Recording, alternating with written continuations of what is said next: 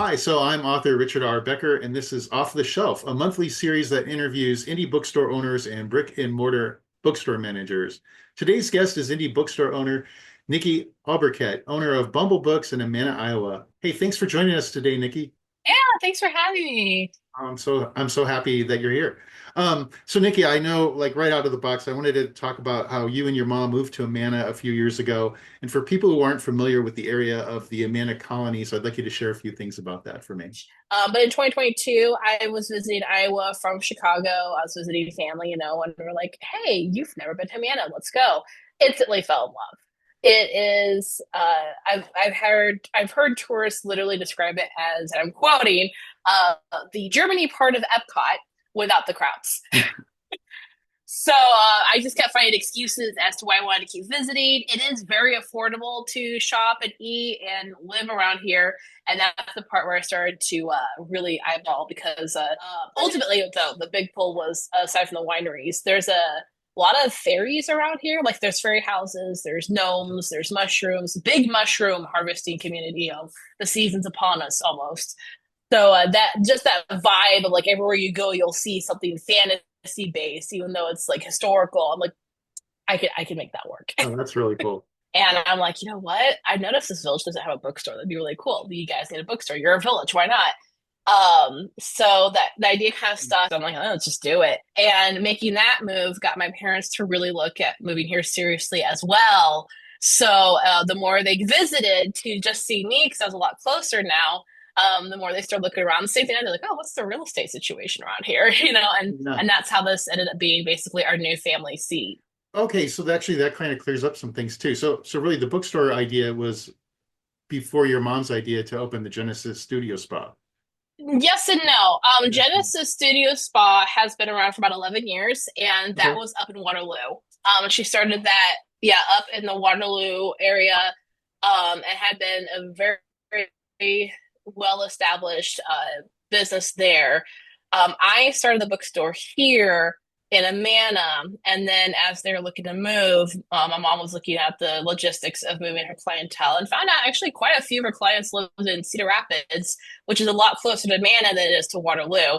Yeah. So a lot of people did end up coming over. I forgot to mention she rebranded, and now Oh, the spa is still here, but it's only one of the rooms. The whole rest of the business is actually a tea shop and oh. herbs. But then now you've Yeah. kind of consolidated into the one house, and I think it's really cool that it's a tea shop, it's a studio spa, and a bookstore. That's like an amazing accomplishment. So Yes. how's that work for you? What were the challenges before with the seller, and then how's it been working now that you've kind of consolidated? A 50-50 pro con with the old location was the fact that it was underground. The pros were that was cool. It was kind of hobbit holy. I was able to really do a lot of like floral and a lot of garden looking. So it was like you really did get to walk into like a fantasy escape. And the square footage made it for a very nice, large, like standard bookstore size shop. The challenges also came from the fact that it was underground. It was a little hard to find us. But it really, really boiled down to I didn't own the building. And here in Amana, I had noticed even before I moved here, there are not as many rental situations as it is. People just want you to own the property, own the land, own the building, and Yeah. then go from there. Yeah. I remember though, I had the book signing in the well at the time it was all of a spa, but I'm sure the look didn't change. It Right. still felt really comfortable around the table where we met, and I know your mom had made some tea, so I've maybe in some ways it was already going in that direction, and it felt really comfortable. Yeah. It felt natural. So I suppose the look didn't really change, right? It still kind of has a feel, or Right. And it was actually kind of a little point of laughter for us because a lot of what I had used to decorate the old location came from the studio spot up in Waterloo, and now it's back here. And because the vibe never, you're right, the vibe never changed. yeah. We did like a couple days ago rearrange the bookstore area, so the table is gone. It's in our dining room now, or not Okay. dining room, our kitchen now. And we put one of my display tables there that you might remember from the tea Yes. area. But I had a couch that was the storage from the old location, and we were able to just basically kind of play Jenga with the furniture and kind of rotate things around. And now there's a couch. And what that really did now is really open the space for more walking room so you can browse a lot more. The Oh, table is great. nice, like you said, for book signings, and we were looking at doing like board games and stuff, but it came down to there wasn't much walking space. And I know Amana's a little bit out of the way too. So now that you can get more walk-in traffic and everything, I suppose that works better for. I mean, there's like a ton. I'm probably jumping ahead of myself here, but there's a ton of special events that go on, and That is when you see the ribbons and the maypoles come out and the dancing and the singing, and it's a lot more austere and formal than I expected. But maypoles, in my own heritage experience, my father's side, is very much Fey folk dancing around the poles and causing pandemonium.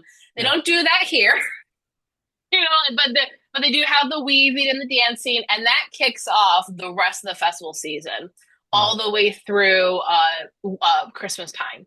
So Oh, yeah, from Mayfest to Christmas Day, we have like, oh my gosh, it feels like a festival every other weekend. But we have, yeah, wow. And so that's when you get all the crowds and yeah, people come yeah. down. Oktoberfest. Oh, this is fun. I want to make sure to mention Oktoberfest. We are the third largest Oktoberfest in the world. Wow. And this year is the 60th anniversary of the Amana Colony's Oktoberfest. So we're actually extending it, and it's a 4-day event this year only. So if anybody's interested in coming, if you're interested in coming, Yeah. now's the time to grab the lodging because that snatches up fast. But we usually go Friday, Saturday, Sunday, first weekend of October. Now we're doing Thursday, Friday, Saturday, Sunday because we do have an average of like 50,000 people who attend every year. And this is the big one because this is 60th Wow. anniversary. Let's see. So let's elaborate on some of your successes and Tea room with low lighting, trees and butterflies and fairies oh wow. and you could take a book from the bookstore and go read. I've had people do that where they want to see what's on the shelves and I have a nice blend of new and used books. So there's a book for every budget. There's Wow. a definitely, and I really want people to be confident in what they go home with. Unless it's blind date with the book, just be confident in my choices for you. So what's the name of the, I know since now I mean, you have multiple businesses in there in a sense. So what's the name of the Yeah. building now so that just so people can find it? Yeah, it's Serenity Sage. Okay. It's called Serenity Sage Herbs and Tea. Giant sign out front. Where Bumble Books' sign is long-term COVID. That's a different section we got to talk about. Yeah. But the easiest part and I think what's really been helpful for both my mother's business and mine, is that we are literally next door neighbors to the Guest House Motel, which Okay. is one of the two main places to stay here in Amana. So you can literally wake up, take a shower, get dressed, pop over for a cup of morning breakfast tea or whatnot if you Yeah. wanted. So yeah, it's very, very easy to find us because even the Guest House Motel is like one of the big like anchor points, Yeah. and we're literally next door. If you Okay. if you missed us, it's because you walked too fast. Yeah. And then, but you're still called Bumble Books in terms of your branding. I'm Bubble Books. Yeah. Yeah. Yep. Yep. So how'd that name come about? Bumble That Books.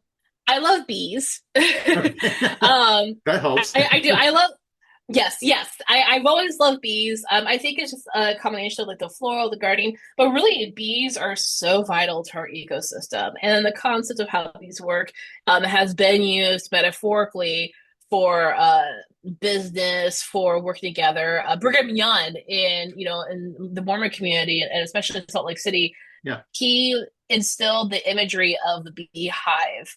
I just like it for the decor. That's a really cool motif to have everywhere. But it also ties in really well with publishing, especially because I am an indie author Hmm. and I've been an indie editor. I own a company for indie authors, and things keep changing and shifting maybe, so I'm like really paring down from that. But Sure. ultimately, like I am, and now I'm an indie bookstore, and really having worn all these hats is made so clear that, actually that concept that Brigham Young pointed out does apply to this. It only works if we all work together. Yeah. So if indie authors don't support indie bookstores and indie bookstores don't support indie authors, indie publishing as a whole doesn't really work as well as it could be working. You Right. can still slide by with Amazon sales, but you're not going to get as far as you could be going. But I tell bookstores this all the time too. You got there's a lot like we don't want to have to do all that for indie authors. I'm like, that's great, but you understand that you're cutting off a very vital part of your inventory selection and the publishing world because indie publishing is overrun traditional like now like what 2021 is like 60% and now it's pushing to 75% of the publishing industry is all Yeah, it's really self-publishing. grown. Yeah, yeah, but it really only works and it only pays the bills when you work together. You have your editors, your designers, your authors, your booksellers. You really all have to work together like a beehive. Wow. So, and Oh, then I love the that. then That's a great the concept. yeah, Yeah. yeah. And the last little quick final point is independent publishing is usually print on demand. And print on demand, usually you prefer to use recycled paper and plant-based inks. So when you buy indie books, like at my bookstore, you're actually supporting the ecosystem and you're supporting the world that we need the bees for.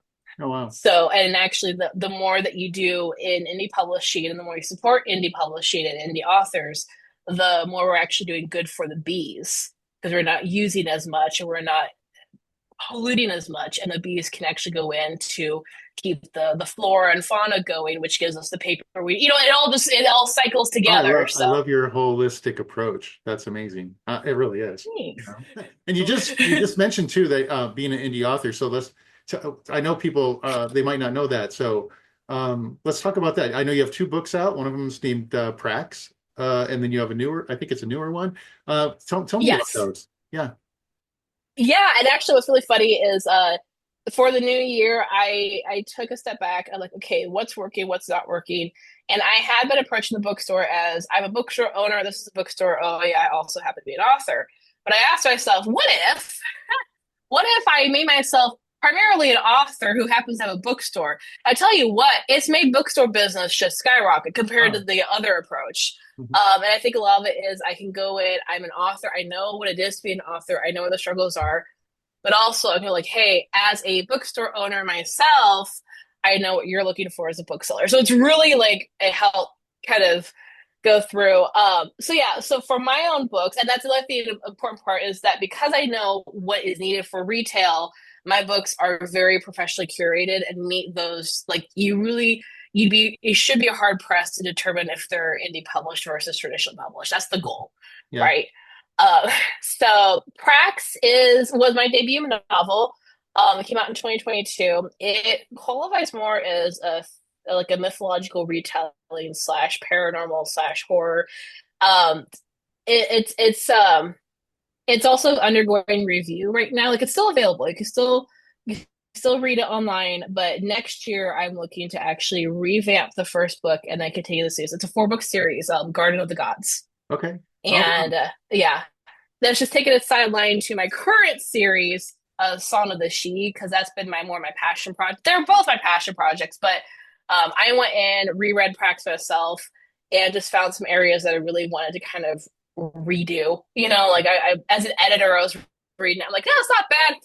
Could be better. And it already won awards, but I'm still like, no, I really want to flesh out that scene a bit more. So I'm going to have a remastered edition come out hopefully mid-range next year. Oh, wow. Oh, that's a great idea, actually. Yeah. Yeah. So you have two series actually Yeah. going on. So the other series, how many books is going to be? Three books in that one. I have three. No, three Oh, you have series three actually. I have series. I three didn't know series. about that. Okay, what's your third series? Yeah, that's new. Wow.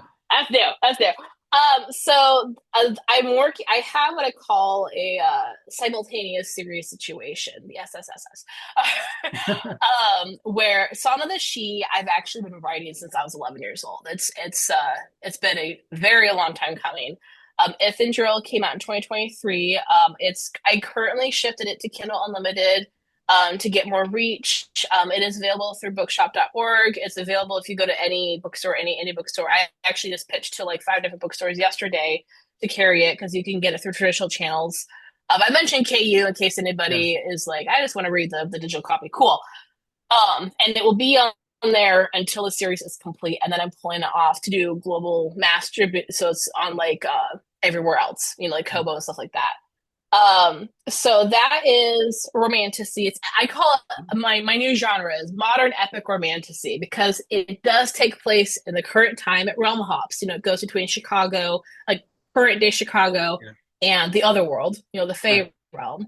But it's also an epic saga, but it's also fantasy romance. Oh, And wow. it really does. The whole series really hinges on the relationship between the two main characters, and really, let's hope they make it sort of thing. You know what I mean? Hey, that's the time to So write. That's the time to write romantasy is right now. I mean, that's probably the yeah, number one point of yeah, interest. I see it all over the place. yeah, and I feel really happy that I came at a good time for. Like I said, I've been writing this for 23 years before I finally published the first book. Mm. Um, and yeah, romantasy wasn't even a thing in any of those previous years, and I just happened to slide in unintentionally. I didn't even know about the rise in the genre. But yeah, we're here. And so what ended up happening was I won several awards for Ithandrill, and got rave reviews, but it never pushed past like 15 reviews on Amazon. And I know people probably feel the you're a bookstore. Why do you care about Amazon? I'm also an indie author. And what had really happened was Kobo ended. I'm going to say ended because their wording's a bit different if you look it up online, but they actually emailed me and told me the words ended. So we'll go with that, what I got from Kobo. Okay. They ended their contractual relationship with the ABA, the American Booksellers Association. So the ability to support indie bookstores when you go to buy ebooks also ended. Right. And so now Bookshop just debuted that you can Yes. order ebooks through them, but there's a catch. There's not that many ebooks, and you have to use Bookshop's platform to read them. You can't just download the EPUB and upload it to your chosen reader. So Oh, that already, yeah. And I'm like, but I know this is they're like flagshipping this, so let's keep in touch. yeah, of course. See how it develops. Yeah, I'm actually looking Um, to use drafted digital so that I can go on Bookshop. So I'm yeah, right there with you. Yeah. But I didn't know about some yeah. of the other details. That's great that you know that. Yeah, and I love Bookshop. And this is what I really have changed with the bookstore. Being an author who has a bookstore instead of flipping around. I now read indie novels and I review them on the bookstore's blog. The bookstore Oh, website is now mainly a blog. For book reviews of books I've actually read from the authors that carry. Third Wheel's on there, for oh, example. thank you. It was actually one of the first ones I put up. But then if you click on the bookstore link, and it says like your books or bookshop, I can't remember how I labeled it, but it says where to go to buy your books. It'll actually take you to bookshop.org because Oh, Bumble Books we were set up with Bookshop. You can order any book. It doesn't have to be indie. It would preferably be indie, but you could order Ithandrill and Onyx Storm in the same cart, and I will get it'll actually be the same as if you bought it here in the store. wow. And yeah, it's really opened doors. It's been massively beneficial, and they're able to give you better shipping deals, better sale deals, everything like that than I would be able to in the store or if I manage the online side myself. Mhm. So it's a really good marriage, but I always encourage it because you as a consumer get to enjoy all the streamlined fun of online shopping while supporting the small business as Right. well as the authors that benefit from the sales. So Yeah. it's So I know your titles, granted, you did say they're more or less cross genre, but they do lean toward that yeah. fantasy realm. Is Yes. Oh is yes, that definitely. your favorite genre? Do you have a favorite genre? Is that it? Fantasy def Fantasy, and when I say fantasy, because I know where a lot of brains go, because mine did for a while. When I say fantasy, I am not talking about Wheel of Time. Okay. And I love Brandon Sanderson. I just hate the Wheel of Time series. And I will even say, actually, one of my recent book blog reviews, I admit I didn't finish the book, but here's why. And I've DNF'd, I did not finish Tolkien, right? I got Okay. like a few chapters into Fellowship. I couldn't. For me, I don't do high fantasy. So when Okay. I say fantasy, it's not the kind, and this is my axe to grind against Wheel of Time. When it's pronounced Sean or Dana, or there's a character I think it's actually her name is Sarah. I expect it to be spelled Sean or Dana or Sarah, like with an H or without an H, not Xeayzwq Yeah. Sarah. Like and then that's where. So when I say that, I really want to encourage people. I write like Frank Herbert level fantasy where yes, this is all made up. Yes, it takes place in another world, but also yes, his name is Duncan Idaho.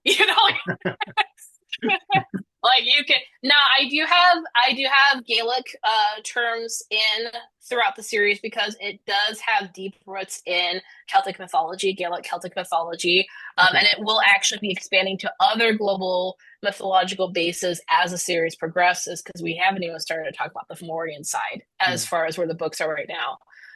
So there are some unfamiliar terms, but you can easily Google it.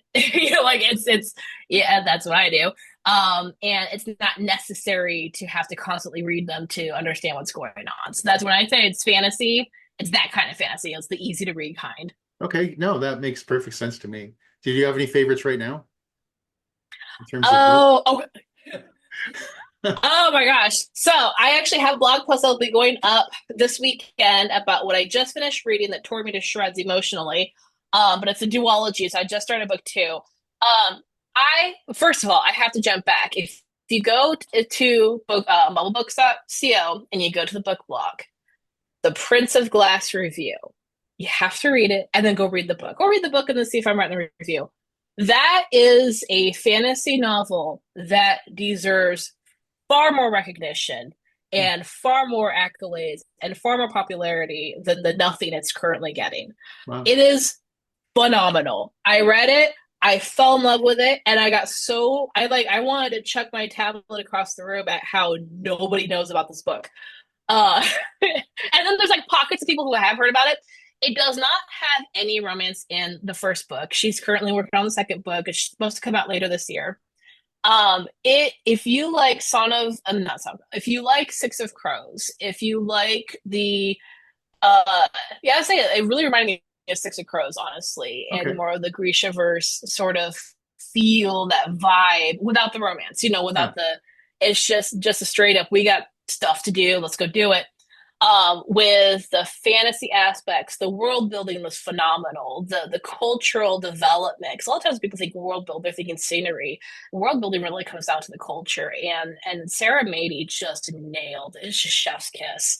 And again, in a very understandable, digestible way. There's nothing overly complicated. Even the fantasy terms and the made up swear words were all like you could recognize it. Yeah. I'm obsessed with that book. I really am. Prince of Glass by S.A. Mady. You guys have to read. Oh my gosh, you'd love it. So that is my big, blog post right now. I just finished reading Beyond the Aching Door by Victoria Meyer. That blog post is coming up this weekend. Fingers crossed, hopefully.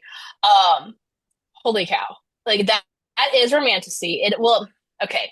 It's being marketed as romantasy, and yes, the love story is a core part of everything going on. But I say that hesitantly because it does so much more outside the romance. Where usually you go into romantasy, you kind of figure out the whole book's going to be about the romance itself, but this doesn't do that as much, and yet it's still such an integral part, so it still can be romantasy. Right. But it's also great because all the characters are in their 30s, and you don't find out a whole lot with really good, like chosen ones sort of tropes. They're usually like late teens or late 20s. I know the female main character that this all is still third person, but it's all like through her aspect. No, she's in her 30s and she's where I'm at in life, just done. Like everybody's kind of BS their way through, like no more. It's like okay, Yeah. cool. And when you're in your 20s, you want to make everybody happy and you want to do the right thing. And by your 30s, you're like, no, I've done that son of dance, absolutely not. So it makes for a very fun narrative in that way that you can absolutely relate to the older you get. Where you're like, no, yeah, I get that. But just beautiful. Like I said, it tore me apart emotionally because there's so much. It deals so much with grief and pain and loss. And even had a really profound statement on how this like how our envy of things more powerful than us as humans led us to sacrifice everything to the god of time or even just the concept of time, Yeah. and that's where capitalism comes from. And Wow. I read that paragraph. I wanted to quote it in the book. I'm like, so I went to my parents. I'm like, guys, listen to this. And then we had a really good just talk about like, oh my gosh, this is so true though. Like everything we have today, our governments, our capitalism, our system of you pay this and all that, it comes down to being slaves to time. And oh yeah, such a fantastic concept. I like to always ask bookstore owners what helped them fall in love with reading. And was there a book that you like attribute to saying, hey, this was the book that just hit me and made me fall in love with reading? No, No, actually. that's great. It was a TV show by LeVar Burton. Wow. Yep. I was a reading rainbow kid. Okay. Yep. Yep. That's it. That reading rainbow when I was 3 years old. Like yes, I am old enough to be the OG reading rainbow kid group. And that just his voice and the narrators, Michael J. Fox read I don't know how many books for the show. Yeah. But and he pulled in so many books from so many different cultures that it simultaneously got me really wanting to read more books so I could read them myself too. But really, I wanted stories from around the world. I didn't want just local stories. I wanted more I want to learn about Baba Yaga. I want to learn about, fairy tales from China. So no, it comes down to reading Rainbow. And then paired Wow. with that, I'd watch it in my grandparents' place. And my grandparents happen to have a very extensive 2 centuries old personal library that had books from around the world. So Wow. the show would end. I would get to read them with my grandparents. I actually started reading when I was about Wow. 3 years old. Yeah. So now one book with Thanks. just I love how too, it sort of brings together technology can actually be an asset like Reading Rainbow, is something that might have been on television, but it still encouraged you to become a reader. And I don't think people always think about that. So that's really poignant. Thanks so much. Yeah. Yeah, absolutely. Yeah, that's what I tell people. That's why I love or hate it. Fable did a really good move as a book review site, like that book app you could get Yeah. by including shows, TV shows. Because as we're sitting here arguing in the book community about is listening to an audiobook the same as reading, can you call it reading? I'm like, well, here's the thing though. Audiobooks, printed books, TV shows, at the core, it's all storytelling. Yeah. It's just different forms of storytelling. So yeah, you're right. When you have multimedia, and for me, reading Rainbow was just story time. It didn't even register really as a TV show to me in my own brain. It Yeah. was great. That guy from Star Trek is going to read another book to me or show me what a Renaissance fair looks like. Because again, you'd have the story, but you'd also breed it into real life application with the rest of the episode, and it really bridge these connections for me. So actually, I could argue and say that that also pushed me into my anthropological career, and was that and Indiana Jones is that why I became a cultural anthropologist. What do you think inspires kids? Like, how can we get kids to read? Because I know a lot of kids, aren't reading, and that's like a conversation that we constantly have is how do we keep the younger generations reading? So do you have any thoughts about that? Yeah, I do think that each age group tackles its own issues. You see actually the background, there's your books. And then Yeah. I've got kids' books over here, as I rearrange here. And you'll see very fun graphics. And these will be more for your early readers in like the preschool, kindergarten phase, all the way up to like third grade. Because even older kids love picture books. I'm 35, and that one with the big eyeball, that's Silas the Gru and a Didgeridoo, and I love that book. But it's really key to make it interesting and make it fun. And when you have young children, and this is just like statistical science poured into, Mm. it is so important to read to your children. And I don't care how busy you are as a parent, because I hear somebody, I come home, I'm so tired, or I'm so busy. I don't buy that at all, and I'm going to sound really hard up on that. But my sister, my brother-in-law are two insanely busy people. They've got 4 children. Actually, they have 8 children between the two of them. Wow. They have 4 in the house, at all times. Sometimes they have 8 in the house at it, during visits.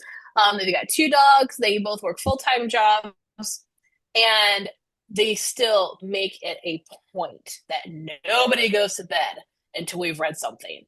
Or if the older kids need to kind of keep up on their reading, my sister will have them read to the younger kids. But Well, there's that's a good every idea. day, every day there's reading. There's no excuses for anybody. You have to read. You have to read. um, yep, yep. There'll be fun stuff. There'll be stuff that you actually want to read. So I think that's part two is recognizing that even small children are going to have their preferences. Lean into those preferences. You want to make reading enjoyment part, because that Right. will really carry through. It's very, very key to that. Oh, that's awesome. And I know you have like, and one of the reasons I wanted to ask you that too is because I know you have like your brain has a lot of ideas percolating in it, right? Yes.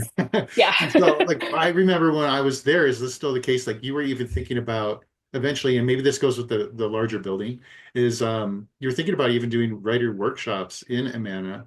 Is that something that you're still interested Yes. in?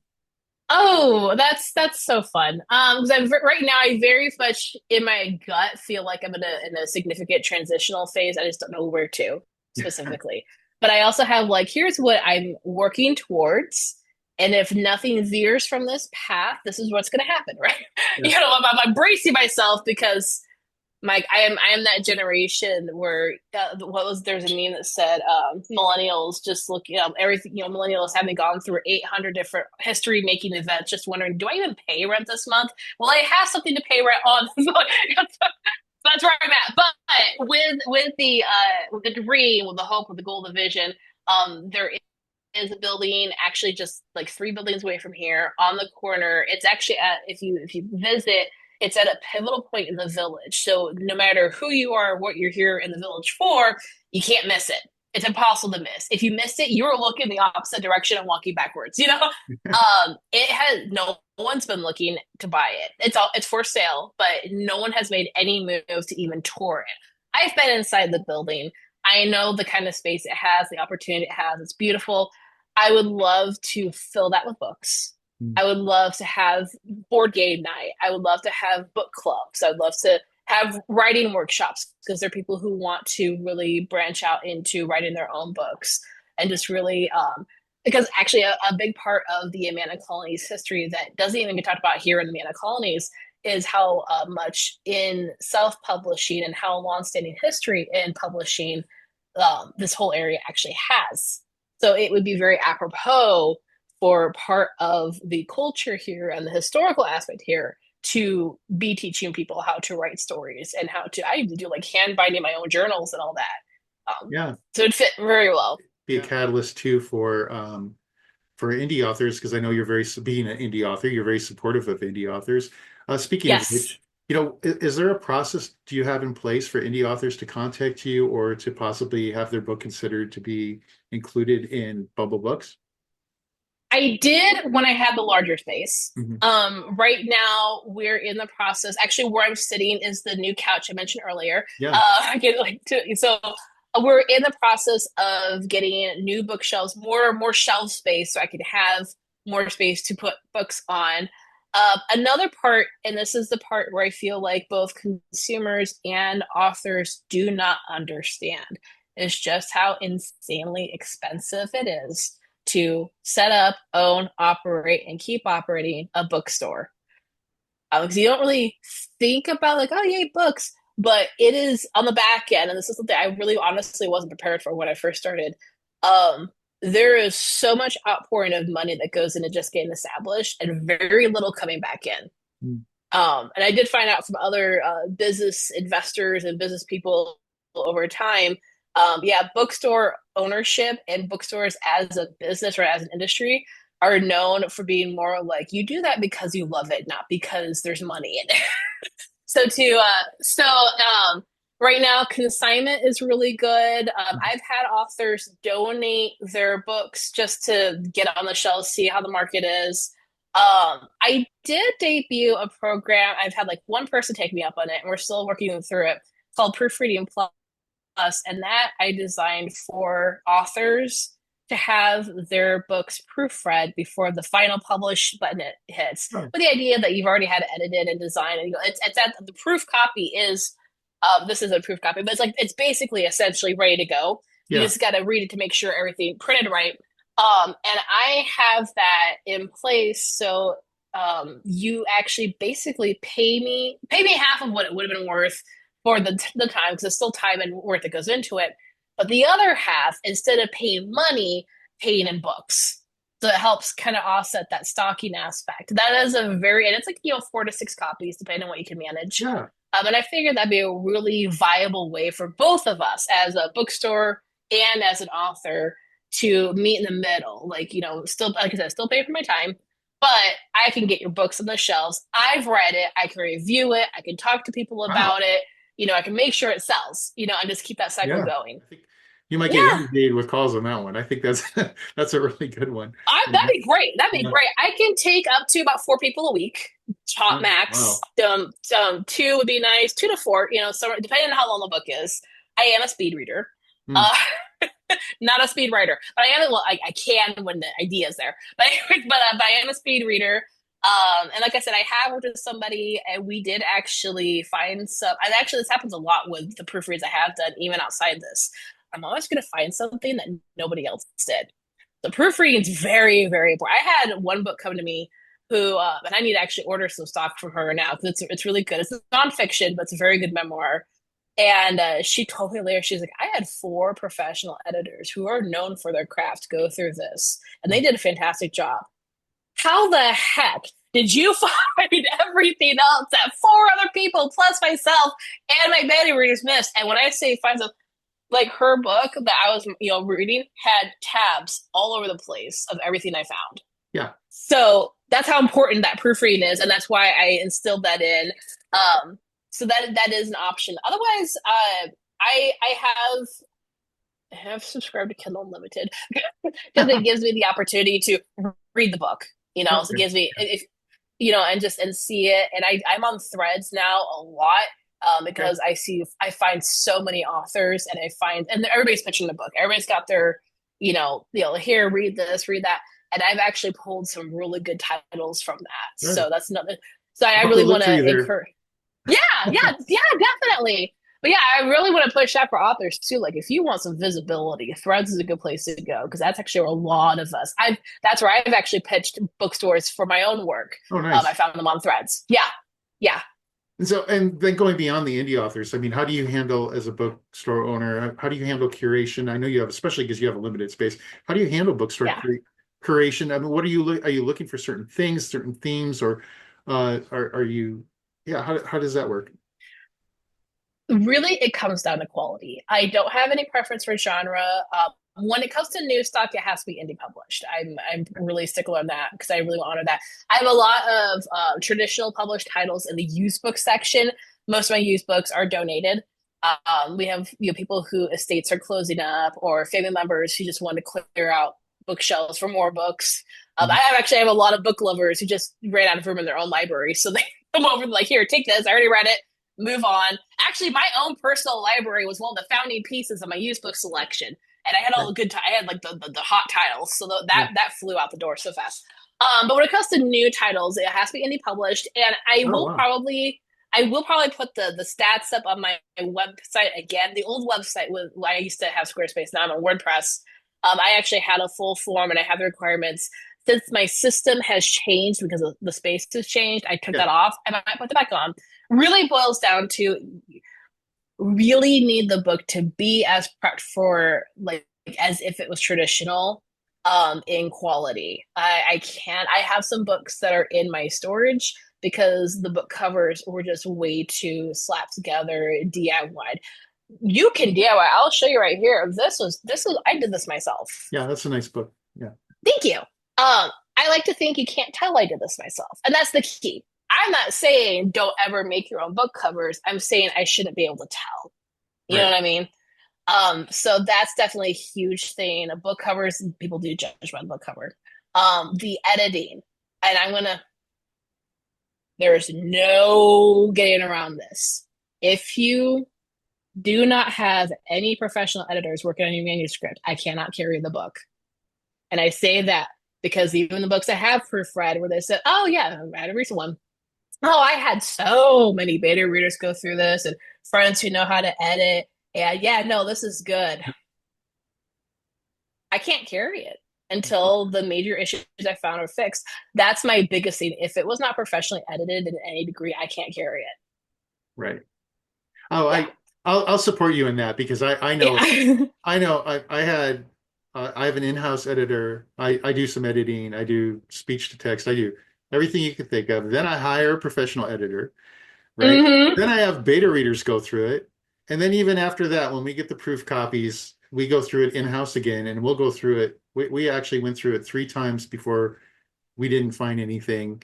And even then, when the audiobook person was doing it, he read a couple lines and I knew right then that that had to be fixed. And I was like, even into the audiobook stage, there's always things that kind of creep into it. So the, Yep, and I will say there's no such thing as a flawless book because even A Court of Thorns and Roses, ACOTAR, everybody's yeah, I found typos. Oh, I have a copy of my Kindle. I found typos, and it makes me feel better. I'm like, ha, there's typos in there too. But what I'm talking about is like, oh shoot, I have a couple arc reads because I want to support the authors and I want to get the reviews out, and especially now that I have a byline called a Midwest Book Review, it can really help push the debuts. And again, there's one where the story is fantastic. It really is. But they didn't go through professional editing because they couldn't afford an editor, and I'm saying that because I'm like, even so, there you can still find a way to barter. Like we're pretty supportive of each other. Like there's always a way to get a professional eye on this. And it's been very hard. I've been very slow in getting that book read and the review made because it's not pacing right. And it's not hitting the things it needs to hit to be a genuinely good 5-star book. yeah. It does come down to it's very obvious that this was all non-professional eyes looking at it instead of people who are literally trained. Like I'm classically trained in editing going all the way back to the early 2000s, and the Chicago manual style has changed a lot since then, but Yeah. I can go in and manually edit with all the symbols and red pen. I was in journalism as a teenager, and I wrote for the newspaper, the city newspaper Oh, too. wow. And everybody teased me because if your articles went through my desk, even my high school little fold-out desk, it would bleed red by the time you got it back. Yeah. So yeah, that's the one. The other one, now the one where I become a lot more flexible, and I see a lot of bookstores following suit. Um, I would prefer that it's available through Ingram's channels, like global distribution. You don't have to publish your Ingram Spark, and that's one thing that people I see a lot of people get confusion on. Ingram itself is the distribution channel, like the catalog system. Ingram Spark is just a printer. So if you have your book on Amazon and you hit global distribution or expanded distribution, that puts you in Ingram's catalog. And I have people ask me, like, does it matter where it prints? I think you even asked me, does it matter where I We print talked through? about No, that. it doesn't matter. Yeah, yeah. I don't care who prints it. Okay, I care about how Well, available is it. I will say though that's you. There are some indie bookstores that do There are, yeah. absolutely care where it's printed. But no, I like that you're very open to that. I mean, you're open to Ingram and you're open to uh, authors that have it printed themselves, and you're open to Amazon printed. It doesn't matter. Yeah, you just And want to make sure actually, it's Ingram distribution. That makes sense. and the reason why is because it goes back to the bookshop. I can't really promote your book if it's not available on bookshop.org because I don't manage my own online catalog system. Bookshop Okay. does. So if it's only available on KDP, Amazon KDP, then I don't have any links to sell through bookshop. So basically, I don't have any way to sell the book. Okay. So that's really what it comes down to is I need it available. Now, I will say also the side note, I actually kind of prefer if it's printed through Amazon only because it depends on the day because sometimes they get wonky, but it's only because Amazon actually has certification to verify they do use recycled paper and plant-based inks. Oh, Ingram Spark is working on that. I don't know if there's been any updates, but I do know that Amazon actually has full transparency on that, so their books are more eco-friendly. So I'm okay with that. oh, I'm not saying I prefer it fully, but I'm saying if you told me, oh, I just got this printed through Amazon, I'm okay. So the availability on Ingram's catalog, but the reason why I'm highlighting that is because it's actually better for both of us if I order directly from you. And I'm saying that as an author too. I'm able to offer bookstores a much better deal, especially smaller operations, mm, than if they went through Ingram's system. So I am not. It used to be I have to be able to order it through Ingram's system. I actually prefer to order directly through you, the author, now because both of us are getting a better deal. I'm getting a steeper discount. You're getting a bigger royalty cut. I recently learned this with when I was talking to another bookstore. I was doing a bookstore signing at Thistle and Nightshade up in Reno, Nevada, and we were talking about that. And I think on Ingram Spark I set my discount rate for bookstore owners at 55%, but bookstore Mm-hmm. owners who aren't buying large quantities don't see that. She only gets 40%, and I don't think Yep. that people are generally aware that there's 15% that they're, and even though they're charging everybody fees, there's still that 15% that they're sort of like, something to think about. Oh yeah, and this is a good example. This one in particular, because I had to change the formatting to keep it for the rest of the series, keep it all clean, different programs, all that. But this version right here retails for $18.99. So I know for a fact, because I've got other books at $18.99, that if a person comes in and they want to order a single book through me here in the store, Yeah. it actually costs me closer to $22, $23 to acquire an $18.99 book for that person than if I direct ordered it from the author and carried it. Wow. Or if the person goes to the bookshop. So I actually would make about $5 profit, after all expenses, stuff like that. Yeah. If the person just ordered it through bookshop.org, and they also get free, better ship. So oftentimes free shipping. It's on sale half the time. Like they get really good deals, but it doesn't affect me, and the author's still getting paid. Like if I actually got doubly paid for if and drill someone ordered through my bookshop link, so the bookstore got paid for a copy, but I got paid as an author because it still went to my Ingram accounts. Like Oh, it wow. still gave me, yeah. So as a bookstore owner, I get double dipped for this, which is great. I didn't have to raise the price to $22.99 with the new copies because there's more paper involved, which is fine. It's just a little slight change in the formatting that just kind of made more paper. But even then, if a bookstore orders through Ingram, and they're welcome to, it's available, it's going to cost them about $13, $14 plus shipping, especially if they're smaller, like you said, smaller operation. Because for bookstores that aren't at like Barnes and Noble levels of ordering, you're right, they only get 40%. But if you order through me, I can give you 50% off. You only pay maybe I think it's $11.50 right now. And I'll throw in like free book plates. I can spruce it up. I can sign the copies and send them out. And that actually increased my royalties as an author from like $1.75 to like $3.75 per copy. So, and I can flat rate the shipping because even I checked with Ingram's Spark system, a whole carton of like 14 novels is still only about $10, no matter where it goes. So yeah, buying direct has definitely been more favorable. I just still need it available through Ingram so I can promote it on my book reviews. Great. Well, I think we covered a lot. So I Yeah. want to make sure we cover one more thing is now I know May is like going to be the big day when Amana really pops and there's going to be a lot of activity there and you're going to get all that foot traffic. But do you have anything coming up, in March, April, that people should be aware of? Yeah, because that's the season. We're actually starting to map out as things get warmer. The snowstorm we're supposed to have did not come. So we are entering mushroom picking in the forest. We're actually surrounded by a very expansive forest, like a full timber we build furniture from, Oh, and very eco-friendly. It's really cool. It's a part of it. Again, there's a lot here people just don't talk about. So that's one of those things. So March, April, actually just put it out. And give me one second. oh, sure.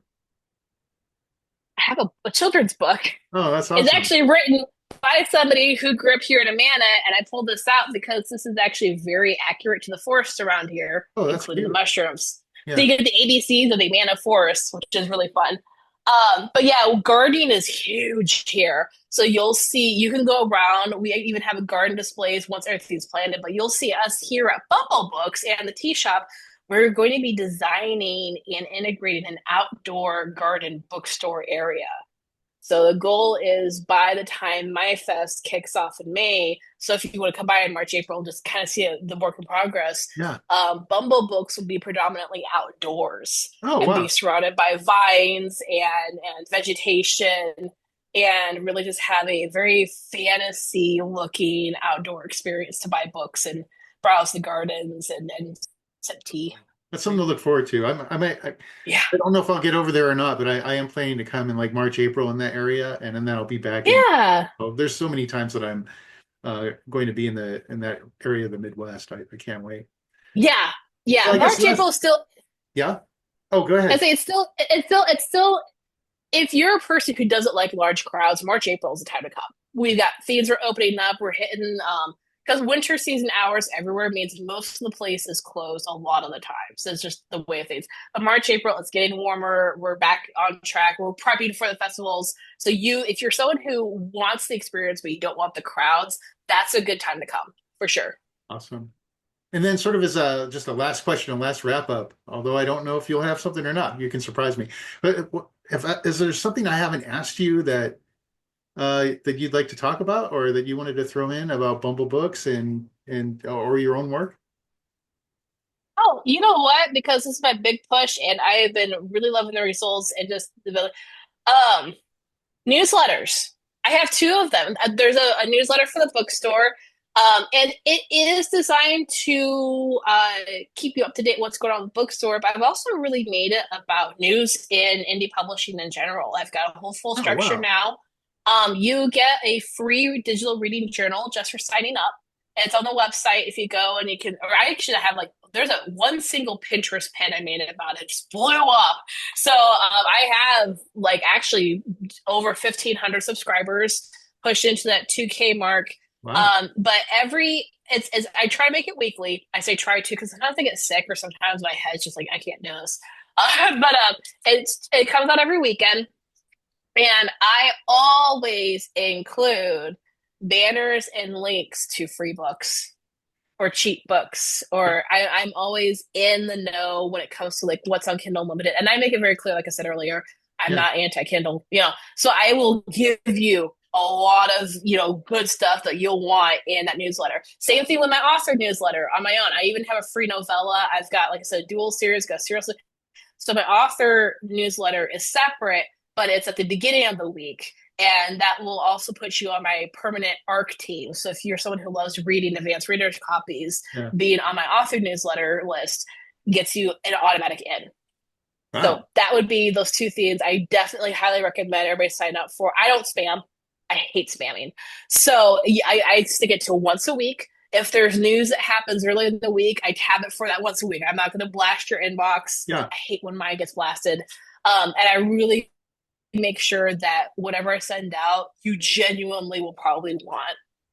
Oh, that's So, amazing. No, yeah. actually, you got me sold. I'm going to go ahead and sign up today. Yay, thanks. Okay. I'm excited. As of this morning, I pushed past 200 subscribers to my author newsletter, and I started with 23 in like end of December, early January. So I'm very happy to Wow. see that growth. But it's nice too because in the age where social media can be working, not working. We had TikTok, didn't have TikTok, now have TikTok. Like all that. The email list will always be there. So, Awesome.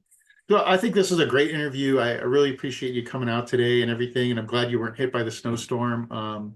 This is yeah, so fun, and I enjoyed it. We need to catch up just, off camera sometimes, I think. yeah, definitely. Come over to Amanda for some books and brews. That's our book signing stuff. But yeah, like we've got coffee, beer, wine, all handcrafted, all homemade, and we just chat books. Yeah. All right. Well, thanks, Nikki. You have a great day, and I'll see you You later. too. All Okay. right, bye. Bye.